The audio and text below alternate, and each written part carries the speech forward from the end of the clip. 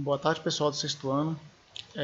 Vamos fazer um comentário rápido sobre o assunto, ao mesmo tempo que corrigindo a nossa atividade, né? Vocês aproveitem aí, corrijam direitinho as suas atividades, porque ela será utilizada como base para a gente fazer a nossa próxima avaliação, certinho?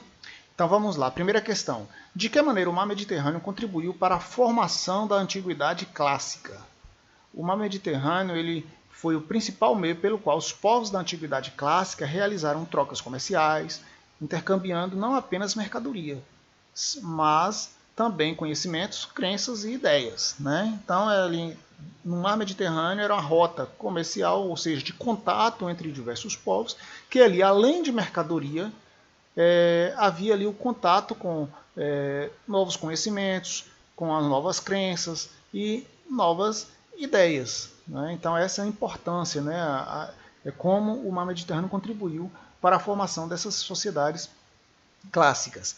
A segunda questão é por que os conhecimentos sobre a civilização cretense são motivos de controvérsias entre os historiadores, ou seja, ainda não há um posicionamento único entre os historiadores quanto à civilização cretense. Por quê?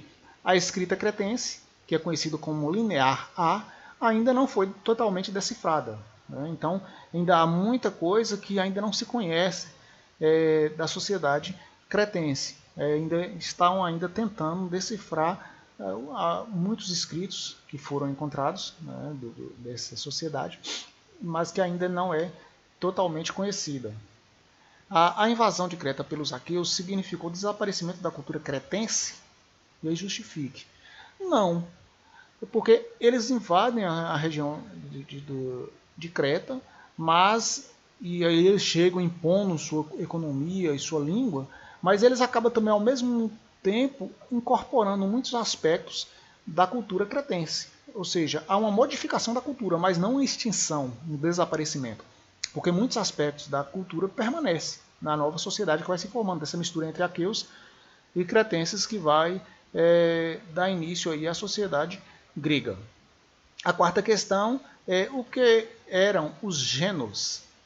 Gênos ou comunidades gentílicas eram comunidades agrícolas formadas na região do Mar Egeu, né, que é a região que fica no sudeste da Europa e da Ásia Menor. Após a decadência da civilização micênica, os membros dessas comunidades estavam ligados por laços de parentescos e se consideravam descendentes de um antepassado comum. Então, os gênos, ou comunidades gentílicas, eram essas comunidades agrícolas que surgiram lá na região da Grécia após a decadência, né, o fim da civilização micênica. Elas surgem com essa incorporação de valores dos micênicos com os dórios, dos aqueus, desculpa, que chegaram.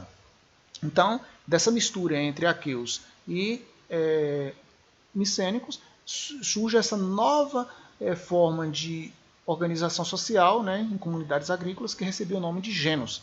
E esses gênos eram estabelecidos com base na questão de laço de parentesco, né, de famílias, né, de grupos consanguíneos, que acreditavam ter um antepassado comum. Quem compunha a aristocracia dos gênos? Essa aristocracia era composta de membros das comunidades gentílicas que se consideravam descendentes diretos do antepassado comum que originou a comunidade. Elas formavam a elite dessas sociedades e tinham as melhores terras. Então essa aristocracia era aqueles que se diziam os melhores, né? Aquelas pessoas que dizem, não, eu que sou descendente lá dos nossos pais, lá da antiguidade, e aí eu tenho mais direitos, né? Então a aristocracia é isso, são aquele grupo formado por pessoas, entre aspas, os melhores. Quem eram os helenos? Eram os habitantes da Ásia Menor, da Península Balcânica e das ilhas do Mar Egeu, que partilhavam uma mesma cultura, que era o principal elo entre essas pessoas. Ou seja, eram os gregos. Aqui nós estamos falando, né, Ásia Menor, Península Balcânica e as ilhas que estão ali em volta, nós estamos falando do território grego. O que eram as polis? Polis eram as cidades-estado gregas, que funcionavam como unidades políticas independentes. com exército, moeda, leis e sistema de governo. A palavra polis não dizia respeito ao espaço físico ocupado, mas à comunidade de indivíduos livres politicamente organizada. Então a polis era isso, era uma comunidade de indivíduos, ali considerados indivíduos livres, organizadas politicamente. Lembrando que essas cidades-estados elas funcionavam de forma independentes, e a única coisa que tinha entre elas, né, de laço, era uma cultura, né, uma religião, né, que adorava os mesmos deuses, e a língua, que era bem próxima. A questão de moedas, de políticas, exército, as leis, o sistema de governos, cada um tinha a sua. Então, por isso que é chamada de cidade-estados. O que era a ágora e onde se localizava? A ágora era a praça na qual eram realizadas as reuniões públicas da polis, né, da cidade. E ali também era realizado o comércio. A nona questão, qual foi a consequência do crescimento demográfico da Grécia no século 8 a.C.? O que é crescimento demográfico, como nós já falamos? É o crescimento da população, né? Com o aumento da população, em uma região de poucas terras férteis, a aristocracia se apropriou das melhores terras, ou seja, aqueles que se consideravam os melhores. Eles passam a mão nas melhores terras. Parte da população acaba abandonando as cidades, que era de sua origem, e funda colônias em todo o litoral do mar Mediterrâneo, que é o processo de colonização dessa região pelos gregos, o que contribuiu para espalhar a cultura grega pela região. Avalie a importância dos etruscos na formação de Roma. Os etruscos eles promoveram o crescimento urbano de Roma, melhoraram sua infraestrutura e estimularam a participação romana no comércio mediterrâneo, né? No comércio do mar Mediterrâneo.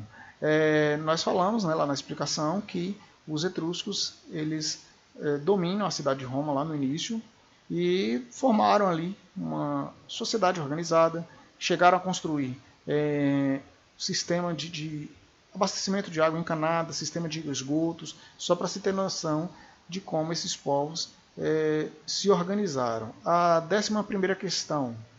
Descreva o sistema de governo adotado pelos romanos entre os séculos 8 e 6 a.C.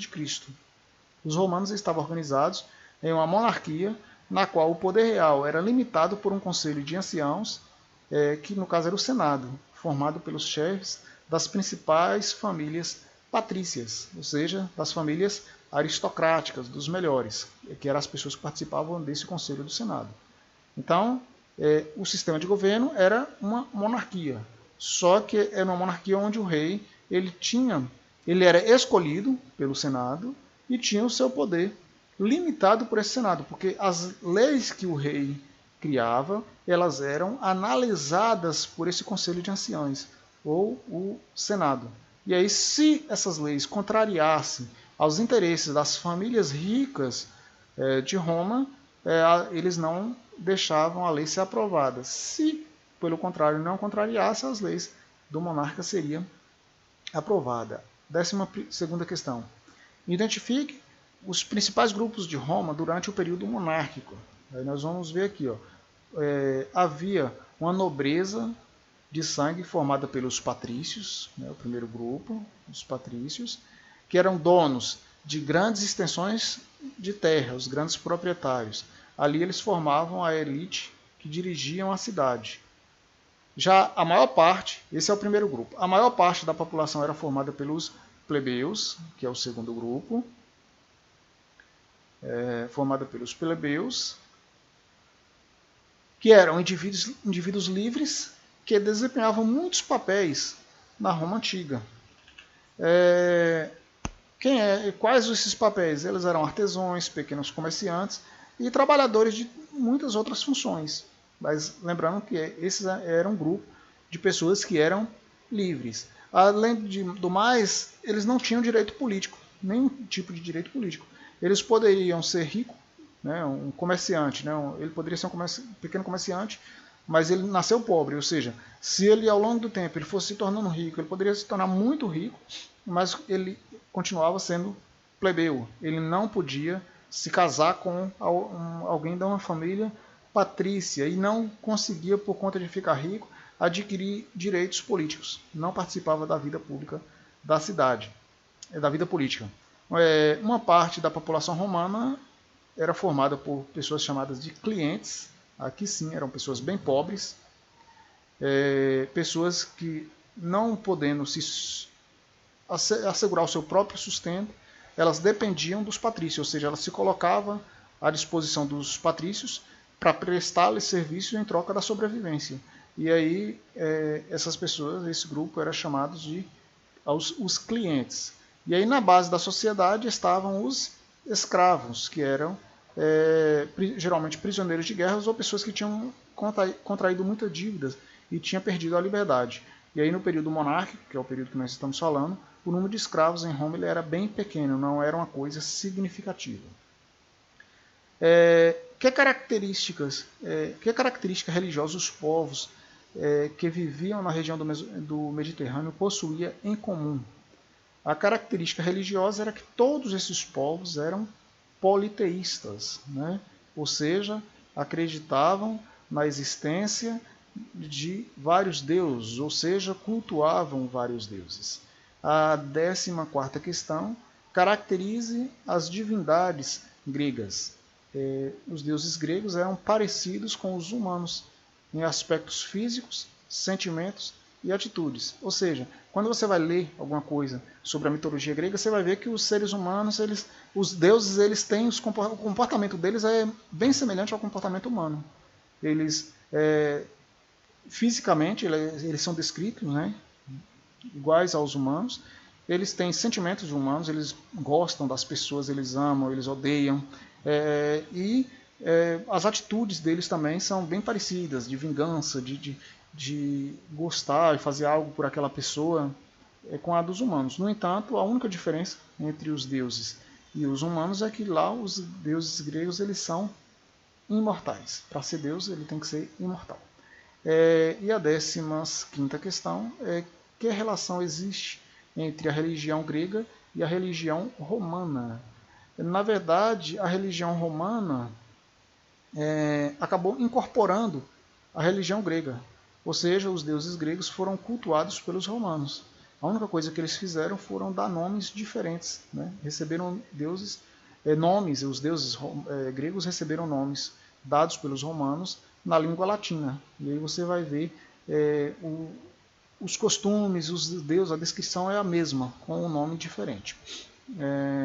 Bom, aí as respostas vão estar em um PDF logo abaixo aí do vídeo. Até a próxima aula.